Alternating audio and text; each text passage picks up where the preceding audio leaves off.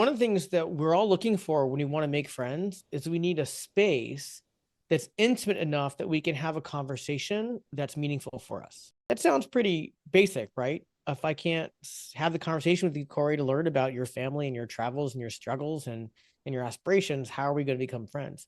Except you and I, Corey, have been invited to many events that are for networking or gathering, and we're in a huge room that's often really noisy, and someone expects us to pay attention to the front of the stage. And that those people don't understand, well, if Corey and I are going to become friends, then we need a more intimate space. I've noticed that we're in a time where many people who host and want to connect people, they're afraid we're going to get bored. And so since they're afraid we're going to get bored, they fill that space with things to entertain us. And they don't think through, well, if I put the music there and I put the speaker there and I put someone there who's going to be distributing information, that's all distracting from the attention that needs to go to making that friendships. So when we create the space, it's okay if there's a big room. It's okay if there are events where you look at the stage, but for events where we want people to connect, we need to see, well, how is that space set up where people can comfortably gather in small groups through furniture or just smaller rooms, or if it's in a park, there are comfortable areas that people can sit and have those smaller conversations.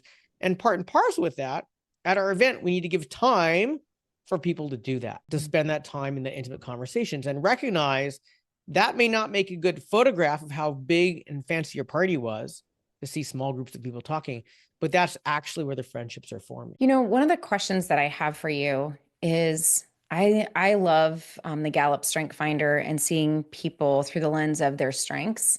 Some people might call it personality differences. I see it more as people are bringing different superpowers, if you will, to an environment. And I don't know about you if you've ever taken that, but I'm a relator. I love those deep conversations. I love finding a couple people at a gathering and staying connected with them all evening and going to a deep place in conversation.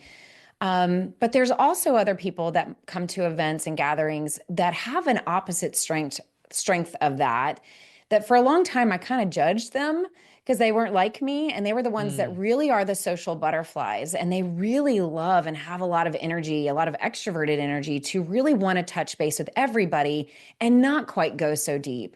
And so I would love to just ask you, when people are thinking about bringing together a group of people with like-minded values, and you're really wanting to build connection, how do you, as a host, let's say, manage both personalities, both the desire for some to go deep in deep conversation? By the way, that extroverted type might see those people as kind of clicking up at the event, versus those that are there for kickball and fun and not having deep conversation, but really just being in a space with people and enjoying the energy of it. That's a big question, Corey, with a lot of moving parts. First of all, we can acknowledge that people do relate to spaces differently. Mm-hmm.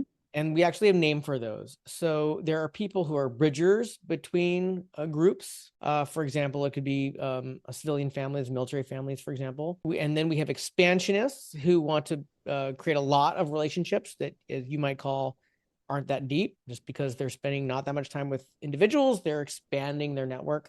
Mm-hmm. And then we have conveners. And when we recognize that there are different ways that people prioritize building their communities, then we can understand that no one is bad. They all have strengths and they all have weaknesses. You may have, let's just pick a number, 10 really strong friends, but when you need help with something that your friends aren't good at or don't have knowledge at, then you need a bridger to bridge to another community that maybe has more medical professionals in it or more lawyers in it. And expansionists are the kind of people that when you say, I'm wondering if I can find they're like, oh, I have a friend who. Mm-hmm. So that's all good.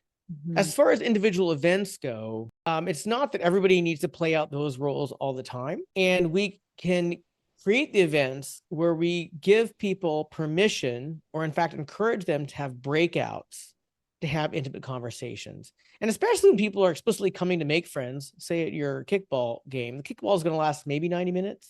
Mm-hmm. Right? It'd be great if you made clear after kickball, we're all going to share cookies and tea, right? And the host, and that might be you, Corey, says, because we want this to make a time of friendship, we're encouraging you to find small groups of 3 or 4, and let's just spend the next half an hour sharing what you're handling right now on base. Now, some people may not listen to you, but you're giving permission to your participants to not stand in groups of 10, and they're have the possibility of finding that more calm conversation. And if there's a concern that, but you won't meet everybody and people won't maybe they'll click up. Well, first of all, you're never going to meet everybody. There's just a math equation if there's 30 people at a kickball game. But second of all, you can do that several times. And I always recommend picking times no less than 20 minutes because, Corey, if you and I know we're in a breakout group or a huddle for a short amount of time, we're going to keep that conversation really shallow because I know you're going to walk away in a few minutes because we're going to meet everybody. But if someone says we're going to spend half an hour or at least 25 minutes, now we're going to run out of what I call the avataring, me presenting my space like I think you want to see me when I show up at a kickball event, to sharing a little bit more deeply about what's really going on after the move. And that's all because someone gave us venue, they gave us space and time to have that conversation.